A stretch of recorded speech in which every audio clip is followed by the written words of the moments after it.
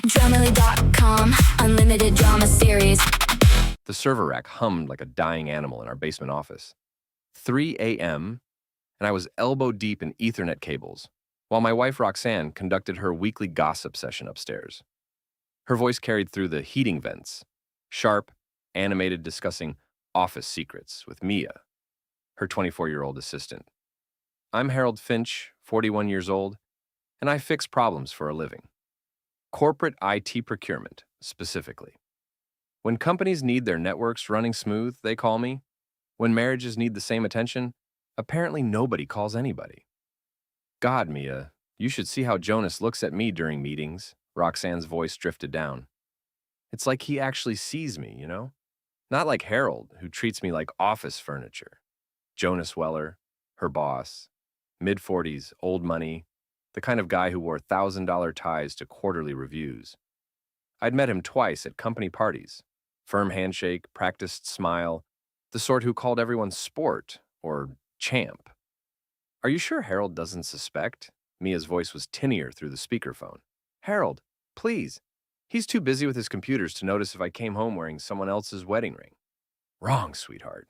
Dead wrong. I'd been noticing for months. The late nights that started suddenly in March. The new perfume, something floral and expensive, that definitely wasn't her usual drugstore brand. The way she'd started locking her phone, angling it away when texts arrived. Most telling of all, the way she'd begun talking about Jonas constantly. How brilliant he was. How he understood corporate dynamics. How he appreciated her ideas. Classic affair behavior. I'd seen it destroy 3 marriages in my extended family. When are you seeing him next? Mia asked. Tomorrow night. He's taking me to that new place downtown, Meridian. Says we need to discuss the Morrison account. Roxanne giggled. As if we'll be discussing anything professional. I sat back on my heels, staring at the blinking server lights. 22 years together. Married for 18. We'd built this life methodically, the brownstone in the gentrified part of town, the careful savings account, the shared dreams of maybe starting a family someday when her career stabilized.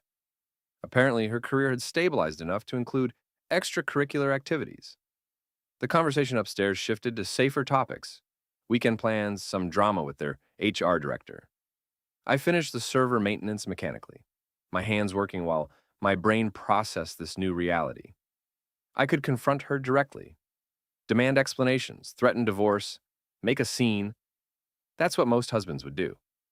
But most husbands weren't systems analysts who'd spent 2 decades learning that the best solutions come from understanding the entire network before making any changes. No, I needed more information first, and I needed to be smart about this. The next afternoon, I called Roxanne's office around 2 p.m. She'd mentioned a client meeting, so I knew she'd be out. Perfect timing to request those tax documents we needed for our accountant. Weller Communications, this is Mia speaking. Hey Mia, it's Harold. Roxanne's husband, is she available? A pause, then, oh, hi Harold. She's busy with the boss right now, in his office, if you know what I mean. Another pause, then a nervous giggle. Sorry, that probably sounded weird. I just meant they're in a really intense meeting about the Morrison account. Right, intense meeting. At 2 p.m. on a Thursday when most of their clients were in post-lunch comas. Here's the thing about Mia Levesque. I'd met her at several company functions. 24, fresh out of communications school. Ambitious but naive. The kind of person who thought she was being clever and subtle when she was actually broadcasting every thought across her face. Roxanne had been using her as cover for months, and Mia was too starstruck by her sophisticated older mentor to realize she was being manipulated. Time to test a theory. Actually, Mia, I'm glad I caught you instead of Roxanne. I've been meaning to ask, would you like to grab dinner tonight? Somewhere nice. My treat. Dead silence. Then, what? Harold, I don't understand. Dinner. You and me. Nothing weird, just conversation. I think you and I might have some things to discuss. I can't. I mean, Roxanne doesn't need to know. In fact, I'd prefer if she didn't, at least not yet. More silence. I could practically hear her mental gears grinding. She was smart enough to sense an undercurrent, but too inexperienced to identify it. Okay, she said finally, but somewhere public, and I'm paying for my own meal. Fair enough. How about Bistro Laurent, 7 o'clock? I'll be there. I hung up and leaned back in my desk chair, staring out the window of my home office. The afternoon sun was slanting through the oak trees, casting long shadows across our carefully maintained yard. By tomorrow, everything would be different. But first, I needed to understand exactly how different it was going to be. Bistro Laurent occupied the ground floor of a converted warehouse in the Arts District. Exposed brick, industrial lighting, the kind of place where young professionals went to feel sophisticated. I arrived 10 minutes early and claimed a corner table with clear sightlines to the entrance and the street. Mia appeared at 7 sharp, scanning the room nervously before spotting me. She'd dressed carefully, black slacks, cream blouse, minimal jewelry. Professional but not too formal. Smart girl. Harold! She slid into the chair across from me, purse clutched tightly. I have to say, this is really strange. Strange how? Well, you're married to my boss, and you're... She gestured vaguely at me. Old enough to be your father? I was going to say, not the kind of man who usually asks me to dinner. Fair point. I'm not particularly impressive to look at. Average height, thinning brown hair, the soft build of someone who spends too much time at a desk. Roxanne used to joke that I was distinguished in a rumpled professor way, back when she still bothered with compliments. What kind of man usually asks you to dinner? She blushed. Guys my age, or older guys who are obviously hitting on me. You're not hitting on me, are you? No, Mia, I'm not. The server appeared, a pierced college student with an aggressive smile. We ordered drinks and appetizers while making small talk about the restaurant, the weather, her apartment search. Mia relaxed gradually, the wine helping. So, why did you ask me here? She said finally, after we'd ordered entrees. Because I think you know something you don't realize you know. About what? About Roxanne and Jonas. Her face went very still. What do you mean? I mean, when I called today and you said she was busy with the boss, if you know what I mean. You weren't talking about the Morrison account. Mia stared at her wine glass. Harold, I can't. I work for them. Both of them.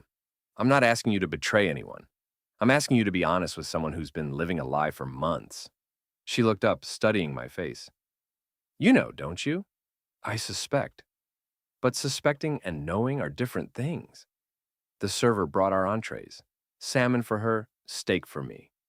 We ate in silence for several minutes, while Mia wrestled with her conscience. Finally, she set down her fork. They think I'm stupid, she said quietly.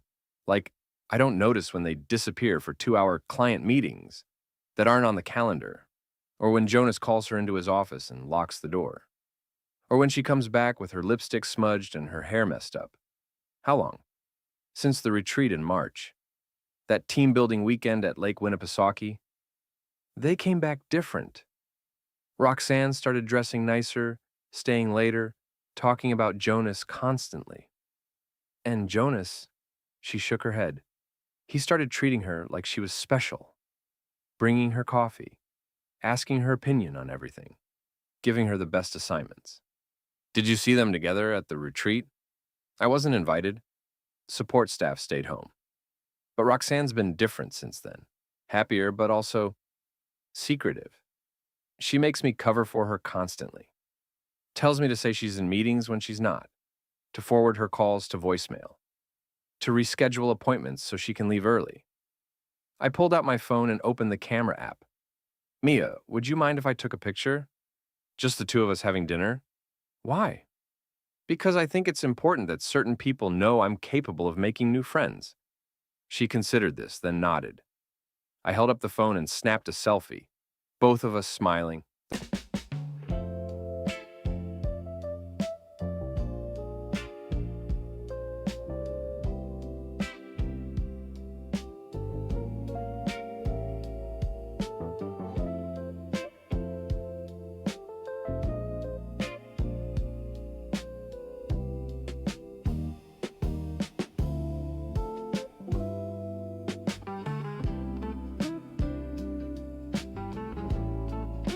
The restaurant's warm lighting making us look like old friends catching up.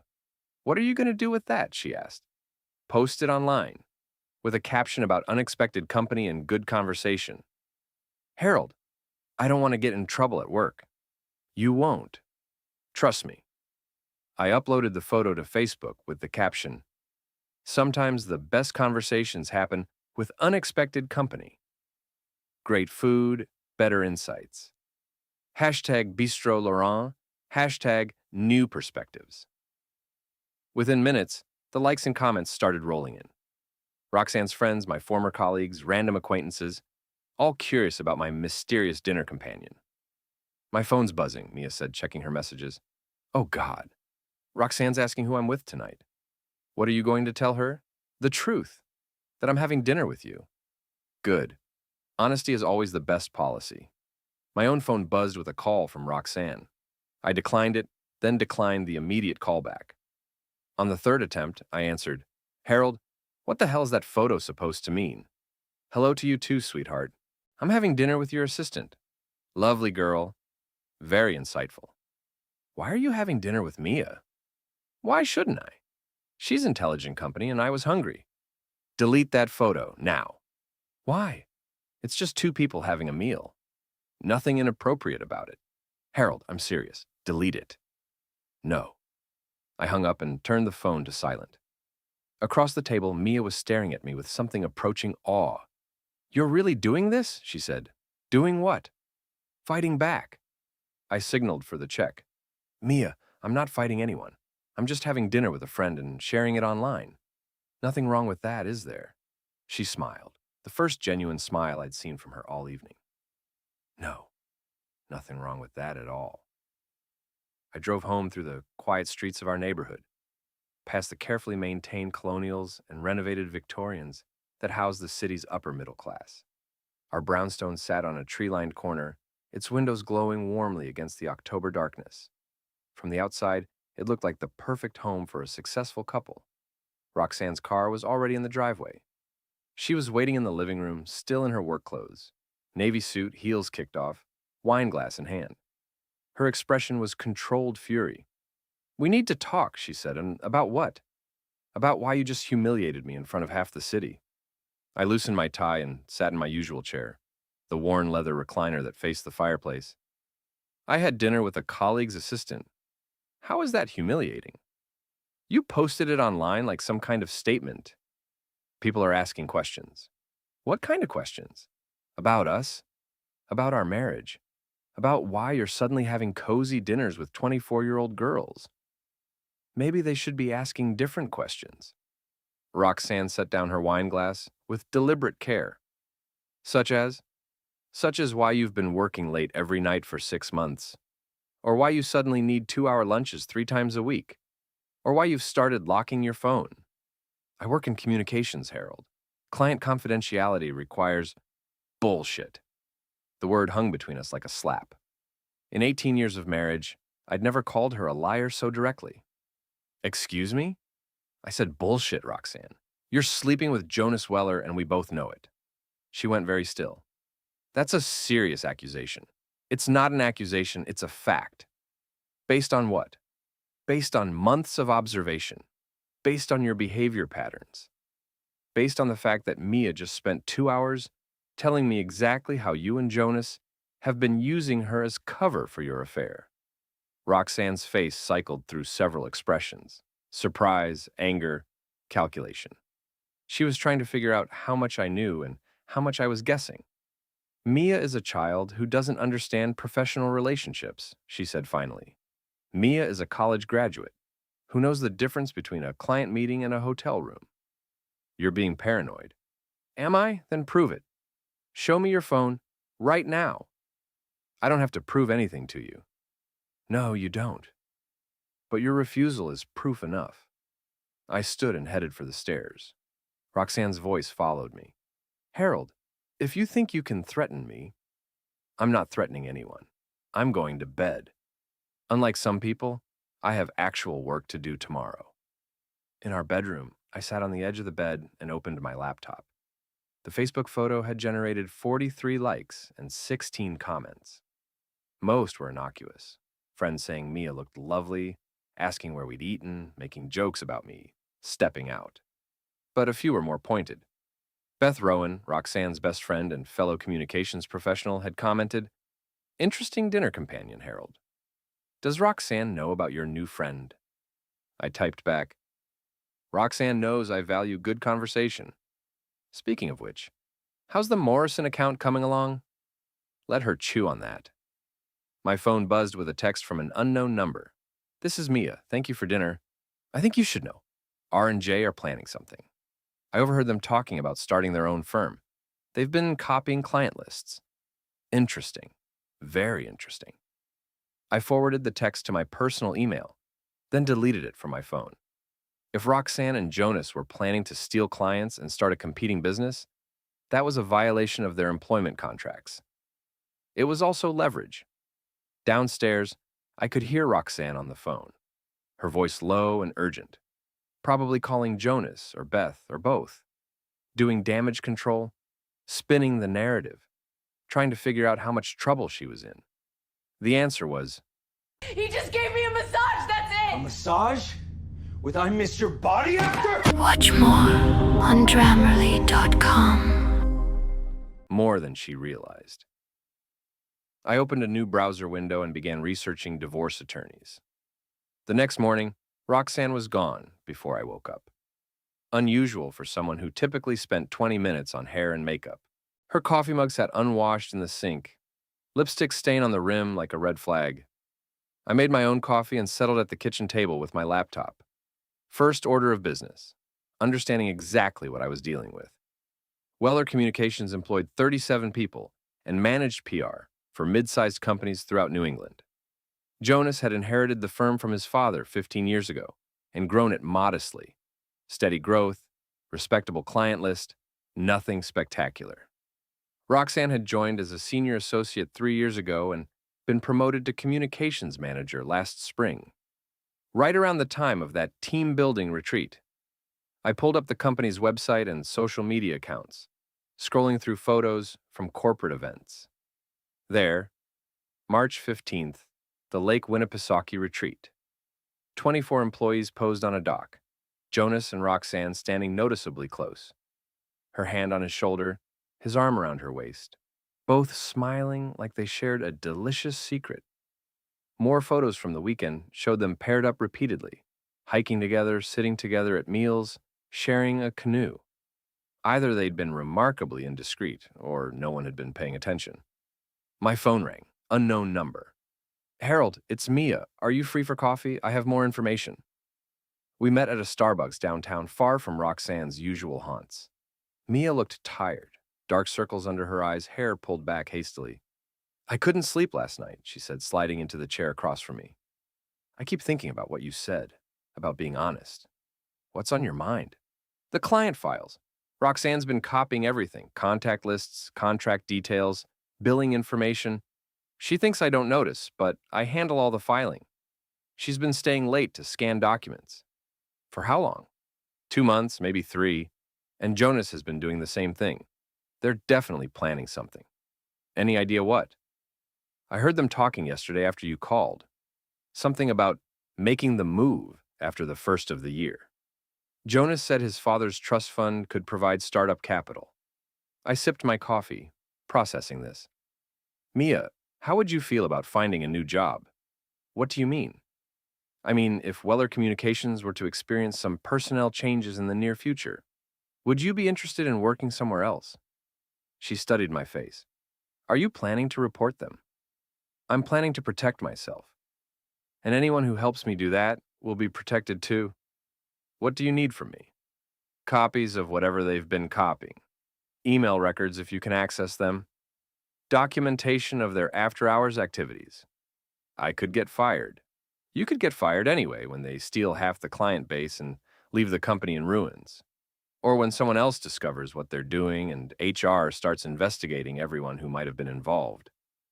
Mia was quiet for a long moment. "What's in it for me?" "A clean conscience. A reference letter from me for any job you want. And the satisfaction of knowing you did the right thing." "Okay, but I want something else too." "What?" I want to know that Roxanne won't be able to hurt anyone else the way she's been hurting you. Smart girl. Smarter than I'd given her credit for. Deal. That afternoon, I drove to the office of Patricia Hendricks, the divorce attorney I'd researched online. 50-something, sharp-eyed, with a reputation for protecting her clients' assets aggressively. Mr. Finch, she said, reviewing the notes I'd provided, you believe your wife is having an affair and planning to steal proprietary information from her employer? I know she's having an affair. I suspect she's planning corporate theft. Evidence? Witness testimony from a colleague, documentation of suspicious behavior, and soon, hopefully, copies of the stolen files. What are your goals here? Divorce with minimal financial impact to me. I want to keep the house, my business, my savings. I want her to face consequences for her choices. Adultery isn't grounds for punitive damages in this state, Mr. Finch. It's a no-fault divorce jurisdiction. But corporate theft could affect her earning potential. And if she's planning to compete with her current employer using stolen information, that's both a civil and potentially criminal matter. Patricia smiled, the first time her expression had warmed. I see you've done your homework. I solve problems for a living, Ms. Hendricks. Right now, my marriage is a problem that needs solving. Then let's solve it. That evening, Roxanne came home late again, nearly 9 p.m. She found me in the kitchen, preparing a simple dinner for one. You didn't wait for me, she said. You didn't tell me you'd be late. I had a client dinner. The Morrison account is demanding. I'm sure it is. How is Jonas handling the pressure? She paused in the act of opening the refrigerator. And what's that supposed to mean? Just wondering how your boss is coping with such a demanding client. Must be stressful for both of you. Harold, if you have something to say, just say it. I turned to face her fully. Okay, I want you to stop lying to me. I'm not. You're having an affair with Jonas Weller. You've been having an affair since March. You're using company resources to plan a competing business, and you're using your assistant to cover your tracks. Roxanne's face went pale, then flushed red. You're insane. Am I? Then you won't mind if I call Jonas right now and ask him to confirm your story about tonight's client dinner. I pulled out my phone and began scrolling through contacts. Roxanne lunged forward and grabbed my wrist. Don't. Why not? Because it's inappropriate. You can't just call my boss and interrogate him. I'm not interrogating anyone. I'm just verifying my wife's whereabouts. We stared at each other across the kitchen island. Finally, Roxanne released my wrist and stepped back. Fine. Yes, Jonas and I have grown close. But it's not what you think. What do I think? That we're having some sordid affair. We're not. We care about each other. We connect intellectually, professionally. Do you sleep with him? Silence. Do you sleep with him, Roxanne? It's not just about sex, Harold. It's about understanding, about being appreciated. That's a yes. It's complicated. No, it's simple. You made vows to me. You broke them. Everything else is just details. I walked past her toward the stairs. She called after me. Harold, we can work this out. We can go to counseling. No, we can't. Why not? I paused at the foot of the stairs. Because you're not sorry you did it, Roxanne. You're sorry you got caught. The weekend passed in cold silence. Roxanne made a few attempts at conversation, casual questions about my work, suggestions for dinner plans, but I responded with monosyllables. By Sunday evening, the tension was thick enough to cut. Monday morning brought a text from Mia. Package delivered, check your email. I opened my laptop to find a compressed folder containing dozens of scanned documents. Client lists, contract details, financial projections, and most damning of all, a business plan titled Weller Finch Communications. Roxanne and Jonas had been planning their exit strategy for months, complete with stolen client data and a timeline for launching their competing firm. The business plan made for fascinating reading. They'd identified Weller Communications' most profitable accounts and developed strategies for poaching them. Roxanne had been systematically building relationships with key contacts, positioning herself as the real talent behind successful campaigns. Jonas would provide startup capital and industry connections, while Roxanne handled day-to-day operations. It was actually a solid plan. Too bad it was completely illegal. I forwarded the entire package to Patricia Hendricks with a note. Smoking gun attached. Her response came within an hour. Holy shit. Excuse my language. This is corporate espionage. I'm forwarding to the ethics board and suggesting you contact the current employer immediately. Instead, I called Cliff Brennan. Cliff owned Murphy's Tavern, a dive bar on the south side where I'd been drinking occasionally since college. He was also a former Golden Gloves boxer who'd taught me enough about fighting to hold my own in the few physical altercations I'd experienced. Harry, he said, answering on the second ring. What's the word? I need advice, Cliff. Personal situation. The wife? Cliff had met Roxanne exactly once, at our wedding reception 18 years ago. His assessment afterward. Pretty girl, but she's got eyes like a cash register. Yeah, the wife. Come by tonight. First beers on the house.